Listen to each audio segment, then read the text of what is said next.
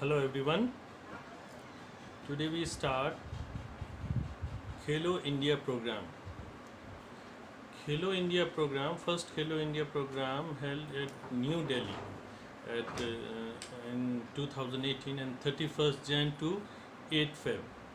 ठीक है, पहला खेलो इंडिया प्रोग्राम जो था न्यू दिल्ली में स्टार्ट हुआ था, जो कि हमारे सेंट्रल गवर्नमेंट के द्वारा ये एक एज कैटेगरी के हिसाब से स्टार्ट किया गया था। यानी ये बहुत ही रूट लेवल पे, ग्राउंड रूट लेवल जो होता है वो उस लेवल पे ये स्टार्ट किया गया था। किस वजह से ये कि बच्चे जो हैं जो वो पहले अपने ग्रॉस रूट लेवल जो होता है उसी रूट लेवल से ही वो वहाँ से स्टार्ट करें, यानी उनको वहाँ से स्टार्ट कराया जाए ताकि वो बच्चे जो हैं धीरे धीरे आगे जब बड़े हों तो वो एकदम प्रोफेशनल बन चुके हों। यानी जो बड़े लोग ट्रेनिंग लेते हैं वो जाके तब और आगे एज में प्रोफेशनल होते हैं। बच्चे यानी एक अपनी उम्र से 17 साल की उम्र से स्टार्ट करेंगे तो वो सोच लीजिए 22 साल 23 साल की उम्र में एक प्रोफेशनल बन चुके होंगे, यानी वो और भी अच्छा नाम करेंगे अपना। तो ये खेलो इंडिया प्रोग्राम का मेन बेसिक यही वजह थी स्टार्ट करने की हमारे सेंट्रल गवर्नमेंट के द्वारा, कि ये सारे स्कूल्स में ये प्रोग्राम चलाया गया लगभग, और उन स्कूल्स में जहाँ से बच्चों ने अच्छा कुछ अचीव किया, कुछ अचीवर्स थे बच्चे बहुत से स्कूल के, वो आगे अच्छे लेवल पे गए और भी अच्छे लेवल पे गए। ठीक है, नेशनल इंटरनेशनल लेवल पर वो खेलने लगे। तो ये खेलो इंडिया प्रोग्राम कोई छोटा प्रोग्राम नहीं है, ये बहुत बड़ा प्रोग्राम है। ये ऐसा प्रोग्राम है जहाँ पर बच्चों का जो भविष्य होता है वो भविष्य को आगे ले जाने के लिए काम किया जाता है। यानी खेल जगत से जुड़े जो भविष्य है उनका भविष्य आगे ले जाने के लिए उनका ये काम किया जाता है। इसमें अच्छे कोचेस होते हैं जो इनको ट्रेनिंग देते हैं, और ऐसा नहीं है कि इनकी ट्रेनिंग जो होती है उस ट्रेनिंग पे सिर्फ नाम मात्र की ट्रेनिंग होती है, उस ट्रेनिंग पे पैसा नहीं खर्च होता। इस ट्रेनिंग पे भी बहुत पैसा खर्च होता है। इस ट्रेनिंग में भी अच्छा टैलेंटेड प्लेयर्स होते हैं, उन पे समझ लीजिए 5 लाख रुपए हर साल 8 साल की ट्रेनिंग तक खर्च किया जाता है। तो ये कम अमाउंट नहीं होता है। तो लेकिन उन प्लेयरों को जो अच्छे टैलेंटेड प्लेयर्स हैं जिनका लगता है कि आगे चल के ये वाकई ही कुछ करेंगे, उन्हीं प्लेयरों के लिए ये सोच समझ के चीज़ पैसा खर्च किया जाता है, उनको ट्रेनिंग दी जाती है। बहुत से, और ऐसा नहीं कि पीछे से भी बहुत से प्लेयर आ रहे होते हैं और भी आगे, तो जो लाइन है वो चलती रहती है। मेन ऑब्जेक्टिव है इसका, मतलब मेन ऑब्जेक्टिव क्या क्या है, इसका मेन एम है इंडिया का हमारी, कि एक स्पोर्ट्स में भी पावर यानी सुपर पावर बनना। जैसे अमेरिका है, चाइना है, जापान है, कोरिया है, रशिया है, ये सब स्पोर्ट्स में जो है इनके नाम जो पूरी रैंक होती है, आप देख लीजिए 1 2 3 के बाद यही सब 1 2 3 4 5 आते हैं। हमारे इंडिया का उस समय बहुत नीचे नाम रहता है। लेकिन अब जो है इंडिया अपने नाम को उन्हीं के साथ रखना चाहता है, यानी फर्स्ट सेकंड की पोजीशन में ही रखना चाहता है। वो चाहता है कि हम फर्स्ट रहें।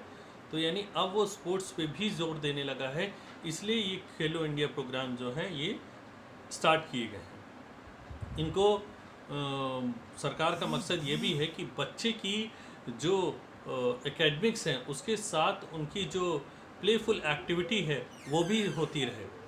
इसलिए होती रहे कि बच्चा जो है पढ़ने के साथ साथ हेल्थ वेल्थ अपनी अच्छी रखे, अपने पढ़ाई के साथ दिमाग जो है दिमाग को भी संतुलित बना के रखे, यानी उसका दिमाग हमेशा खुला हो, स्वस्थ हो। तो ये कुछ वजह हैं करने की।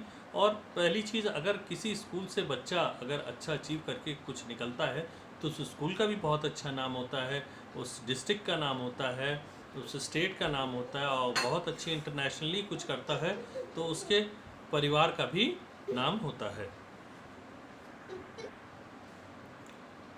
जैसे मैंने कहा कि इंडिया जो है अपने को जो युवा पीढ़ी है उसको वो आगे बढ़ाने के लिए ये सब कर रहा है, और साथ साथ वो एक ग्लोबल प्लेटफॉर्म पे अपने को शोकेस कर रहा है। ठीक है, ताकि जो बच्चे हैं आगे, जो आने वाले बच्चे हैं, वो बच्चे जो हैं आगे चल के इंडिया का नाम जो है और भी ज़्यादा मतलब हाइप पे ले जाएं बहुत ही। तो कहीं ना कहीं इंडिया जो है अब अपने को स्पोर्टिंग इवेंट में भी अपने को अब ये बताने लगा है कि अब हमारे यहाँ से भी प्लेयर अच्छे निकलते हैं। अब पहले एक समय था कि हमारे यहाँ ओलंपिक मेडल्स जो होते थे वो बहुत कम, बहुत ही रेयर आ पाता था, ठीक। अब जो है कि ओलंपिक मेडल्स जो हैं वो आने लगे, फिर वो चाहे गोल्ड हो, चाहे सिल्वर हो, ब्रॉन्ज हो, जो भी हो, लेकिन कोई ना कोई मेडल अब आने लगा है। तो कहीं ना कहीं थोड़ा बहुत इम्प्रूवमेंट हुआ है ना, तो इसलिए आने लगा। तो इसलिए सरकार ने कहा अगर ये इम्प्रूवमेंट हुआ है तो अब जो है हम बच्चों की जो नींव है, स्टार्टिंग जहाँ से पड़ती वहीं से इनको स्टार्ट कर दे, ताकि ये जब तक ओलंपिक की पार्टिसिपेशन के लायक बनेंगे तब तक ये कहीं ना कहीं बहुत कुछ अचीव कर चुके होंगे। यानी ओलंपिक में जाने के लायक अगर होंगे तो उससे पहले कई इंटरनेशनल लेवल पे बहुत चीज़ें जीत चुके होंगे, तो उनसे उम्मीदें रहेंगी कि ओलंपिक में भी ये ज़रूर जीत के आएंगे। इसी तरह है कि अब इसमें ये जो हैं फर्स्ट मैंने आपको बताया 31 जनवरी से 18 फेब 2018 न्यू दिल्ली में ये फर्स्ट खेलो इंडिया प्रोग्राम स्टार्ट किया गया था। उसमें डिफरेंट कंट्रीज़ के पार्टिसिपेशन था, उसमें 16 डिसिप्लिन्स रखे गए थे। उसमें से हॉकी था, जूडो था, खो खो था, कबड्डी था, फुटबॉल था, जिम्नास्टिक था, ऐसे बहुत से थे जो बच्चों ने सारे गेम्स में पार्टिसिपेट किया और अपना बेस्ट दिया। और बेस्ट देने के साथ जो बाकी बच्चे हैं उनसे बहुत से बच्चे मोटिवेट हुए, और आज बहुत से बच्चे ट्रेनिंग कर रहे हैं अच्छे अच्छे जगह पर। और अच्छी अच्छी जगह पे ट्रेनिंग करने का मतलब है साइंस जैसी जगहों पे ट्रेनिंग कर रहे हैं, और उनको अच्छे कोचेस मिल रहे हैं इस ट्रेनिंग के पे। तो अब कहीं ना कहीं जो है उनसे बच्चे जो हैं उनसे मोटिवेट हो रहे हैं। साथ साथ परिवार वाले भी जो हैं, जो फैमिली पेरेंट्स होती हैं हमारी, वो पेरेंट्स भी हमारे जो हैं अब बच्चों को आगे भेजने के लिए उनको पुश करने लगे। पहले एक समय था कि बच्चों को रोक खींचा जाता था, नहीं खेलना नहीं जाना है। अब कहा जाता है नहीं थोड़ा बढ़ो, अगर देखते पेरेंट्स उसके में है कुछ बच्चे में एबिलिटी ऐसी दिख रही, कुछ कैपेसिटी है करने लायक, तो उसको थोड़ा सा पुश करते कि चलो बेटा खेलो जाओ, इससे तुम्हारी सेहत अच्छी रहेगी। अब देखते पेरेंट्स की बच्चा बहुत ओवरवेट हो रहा है तो उसको कहते जाओ बेटा वॉक करो, ये गेम खेलो, वो गेम खेलो, स्विमिंग करो। तो अब कहीं ना कहीं पेरेंट्स जो हैं हमारे सचेत हो चुके हैं। अब वो कहने लगे कि अब वो बात ऐसे करने लगी कि समझदारी भरी बात, कि बच्चे के लिए जो भविष्य के लिए उनके अच्छा हो, अब उस तरीके की बात होने लगी है। तो अब इसमें आगे मैं आपको बताता हूँ इसके ऑब्जेक्टिव्स क्या थे। मेन खेलो इंडिया के ऑब्जेक्टिव क्या बनाए गए थे। फर्स्ट ऑब्जेक्टिव था इसका play field development. Play field development का मतलब है कि डेवलप की जाए प्ले फील्ड्स। बहुत से ऐसे खाली मैदान पड़े हैं जहाँ बच्चे खेलते रहते हैं, तो क्या इसका मतलब वो बहुत ही अच्छी प्ले फील्ड्स है? नहीं। अगर देखा जाए तो उस मैदान में तो ना जाने कितने बच्चे दिन भर में कितनी बार चोट खाते होंगे, और कि ज़रूरी नहीं है वो गिरने से खाते हैं, उससे बहुत सी ऐसी चीज़ें, कहीं कांच पड़ा, कहीं पत्थर पड़ा, कहीं उबड़ खाबड़ ज़मीन है, कहीं गंदगी है। तो अब जो है ये सब हटा के बच्चों के लिए और भी जो ग्राउंड थे, जो पुराने ग्राउंड पड़े थे, अब उनको मॉडिफाई किया जा रहा है थोड़ा, और उनके लिए अच्छे प्ले फील्ड्स बनाए जा रहे हैं, और बच्चों के लिए और भी ज़्यादा प्ले फील्ड्स बनाई जाएँ, इसलिए कि बच्चे उसमें कम से कम खेलने जाएं, प्रैक्टिस करें। अगर उनके पास प्ले फील्ड नहीं होगी तो वो रोड पे तो खेलेंगे नहीं। तो इसलिए गवर्नमेंट ने अब ये कदम उठाया कि उनके लिए अब डेवलप किए जाएंगे प्ले फील्ड्स भी। Community coaching development. अब कम्युनिटी कोचिंग डेवलपमेंट में मतलब है वो टैलेंटेड प्लेयर्स को निकालना जहाँ पर उन्हें अच्छी कोचिंग दी जा सके एक ग्रुप में लेकर, ताकि वो आगे चल के अच्छा परफॉर्म कर पाएँ। और ये नहीं कि किसी भी लड़के को उठा लिया, लड़की को उठा लिया और उसको कोचिंग देने लगे, नहीं। इसमें टैलेंटेड एक्सपीरियंस लोगों को ही लिया जाएगा ताकि कम्युनिटी कोचिंग उनको दी जाए। फिर है स्टेट लेवल खेलो इंडिया सेंटर। अब इसमें टू डेवलप स्पोर्ट्स सब सेंटर्स एट स्टेट लेवल। अब स्टेट लेवल खेलो इंडिया सेंटर्स बनाए जा रहे हैं इस वजह से ताकि खेलो इंडिया को और भी ज़्यादा डेवलप किया जाए, उनका हब बनाए जा रहे हैं ताकि और भी ज़्यादा टैलेंटेड प्लेयर्स सर्च किए जाएं, और भी ज़्यादा उन्हें अच्छी कोचिंग दी जाए और अच्छा वो परफॉर्म करें और अच्छा अपने देश के लिए मेडल्स लाएं। तो यही हर देश चाहता है। Annual sports competition to encourage the promote sports competition for players. Sports persons के लिए, प्लेयर्स के लिए जो कंपटीशंस हैं वो और भी ज़्यादा उनको इनकरेज करते। तो पहली चीज़, जितने कंपटीशंस रखेंगे बच्चा उतने ही इवेंट में पार्टिसिपेट करेगा, और जितना इवेंट में पार्टिसिपेट करेगा उतना ही वो आगे आने वाले बड़े इवेंट से जो एक अंदर डर होता है कि अचानक बड़े इवेंट में पहुंच गए। हमने तो अभी तक कोचिंग कर रहे थे, कोचिंग करते करते आज हज़ारों पब्लिक के बीच में आज हम पहुंच गए, तो एक मन में डर रहता है। तो इससे पहले वो ऐसे कंपटीशंस कराइए कि उसको इस चीज़ की आदत पड़ जाए, और कंपटीशन को फेस कैसे किया जाता है उसका तरीका उसको पता चल जाए। Talent search and development, to search new young and upcoming talent in sports and provide training to them. अच्छे टैलेंटेड प्लेयर्स को स्कूल्स लेवल से सर्च किया जाए, अच्छे टैलेंटेड प्लेयर्स को निकाला जाए, उनको ट्रेनिंग दी जाए, उनको ट्रेनिंग देने के बाद उनको आगे अच्छे लेवल पे मतलब उठाया जाए, और भी अच्छे लेवल पे वो उठे, ताकि अगर हम सर्च नहीं करेंगे तो कोई बच्चा, हर बच्चा दौड़ के हमारे पास नहीं आएगा। 1000 में से 2 बच्चे, 4 बच्चे, 10 बच्चे आ जाएंगे, लेकिन जब तक हम अपनी तरफ से सर्च नहीं करेंगे, हम कुछ प्रोग्राम्स ऐसे नहीं चलाएंगे, तब तक हमें बच्चे, वैसे टैलेंटेड बच्चे मिलेंगे ही नहीं।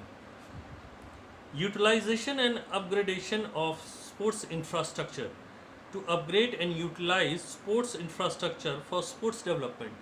अब आप देख लीजिए, कई स्पोर्ट्स इंफ्रास्ट्रक्चर ऐसे पड़े हैं जो एकदम, अब तो थोड़ा ठीक है, आज से कुछ साल पहले ऐसे इंफ्रास्ट्रक्चर स्पोर्ट्स कॉम्प्लेक्स पड़े थे जो एकदम कंडम हो रहे थे, उनको देखने वाला कोई नहीं था। उनके अंदर गाय भैंसे तबेले बने पड़े हैं, है ना, मतलब कोई भी जा सकता, कोई भी आ सकता है। मतलब वो एक एंजॉय का तरीका, वहाँ स्टंट करने वालों का जगह बन गई थी, लोग कब्जा कर रहे थे। लेकिन अब समय चेंज हो चुका। अब ये है इसका उद्देश्य कि अब ऐसे sports infrastructure complex, sports complex जैसे पड़े हैं, उनको जाएं, उनको देखें, उनको अपग्रेड करें, उनको सुधार करें, और उसके अंदर जिस जिस चीज़ की ज़रूरत है वो गवर्नमेंट को बताएं, और गवर्नमेंट उसको पूरा कराएगी।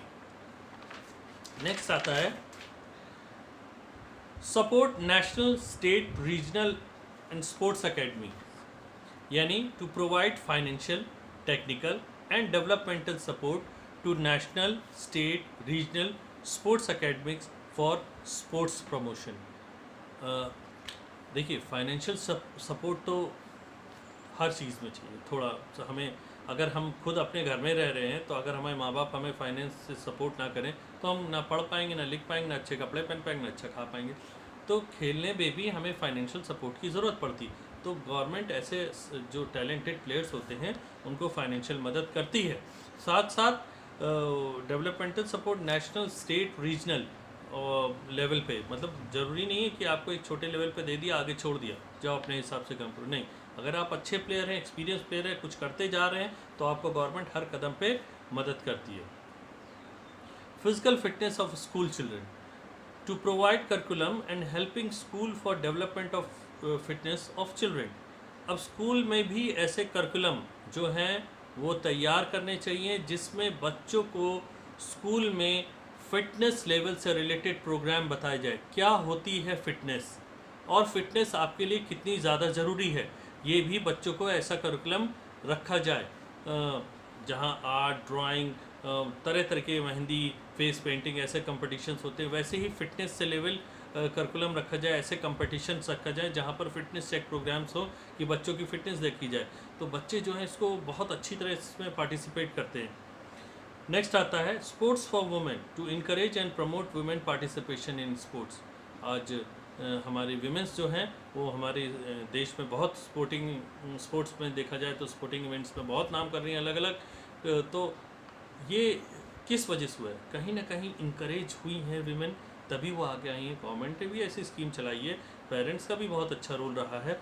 तो हमें भी अब अपने संस्थानों में जो ये स्कूल्स लेवल पे हैं, चाहे वो कॉलेज लेवल पे हैं, अच्छे यूनिवर्सिटीज़ लेवल पे हैं, वहाँ पर स्पोर्ट्स से रिलेटेड अगर देखा जाए तो विमेंस के लिए भी बहुत अच्छा उनके बारे में हमें सोचना पड़ेगा कि उनका भी हमें कहीं ना कहीं स्पोर्ट्स में विमेंस को हमें इन्वॉल्व करना है, कहीं ना कहीं उनको भी हमें अपनी तरफ खींचना है, इस स्पोर्टिंग इवेंट्स में पार्टिसिपेट करें।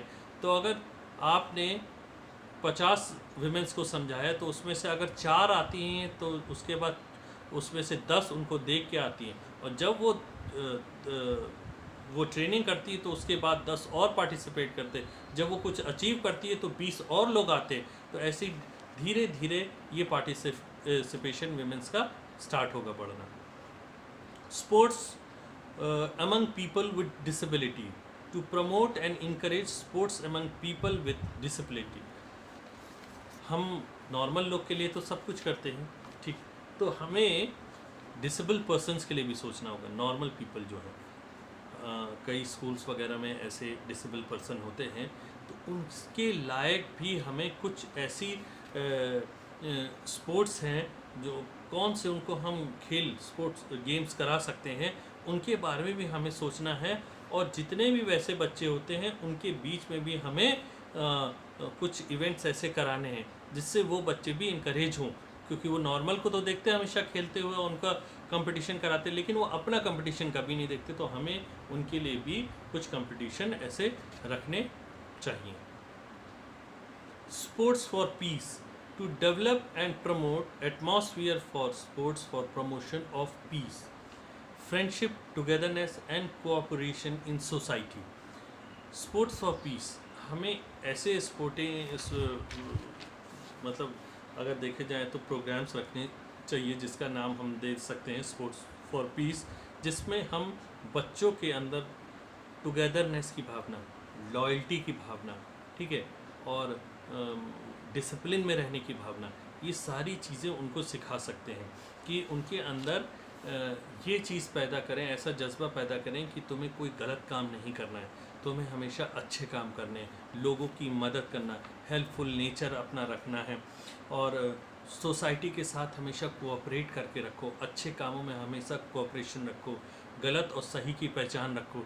तो ऐसे प्रोग्राम्स भी हमें रखने चाहिए जो हम स्पोर्ट्स फॉर पीस के नाम से जानते हैं। And last is promoting rural and indigenous and tribal games, ठीक है, to promote and encourage rural indigenous tribal games. हमें जो है इंडिजियस गेम्स जो इंडियन सोसाइटी में हमारे इंडियन कल्चर से रिलेटेड रूरल एरियाज़ में खेले जाने वाले गेम्स हैं, उसको भी हमें इनकरेज करना चाहिए। अब आप देख लीजिए खो खो क्या है, हमारा एक रूरल गेम था, ठीक है, हमारा कबड्डी क्या था, हमारा ये रूरल गेम थे। ये सब पहले ये छोटी जगहों पे सब गांव वगैरह में खेले जाते थे। आज ये कितने बड़े लेवल पे पहुंच गए, इतने बड़े लेवल पे पहुंच गए कि आज इनके लिए बड़े बड़े कंपटीशन, चैम्पियनशिप्स होती हैं। तो हमें ऐसे गेम्स को भी प्रमोट करना चाहिए। Okay, unit first finish. Now tomorrow unit 2। Okay, tomorrow is your unit 2, Olympic value education. कल आपको सेकेंड यूनिट से पढ़ाया जाएगा ओलंपिक वैल्यू एजुकेशन। आज मैं इसमें कुछ आपको MCQs दूंगा, ठीक है। आई थिंक फर्स्ट चैप्टर के MCQs अभी हुए नहीं है, इसलिए मैं आज आपको MCQs दूंगा, तो वो आप MCQs देखिएगा, ठीक है। मैं टाइम सब आपको भेज दूंगा। Okay, thank you.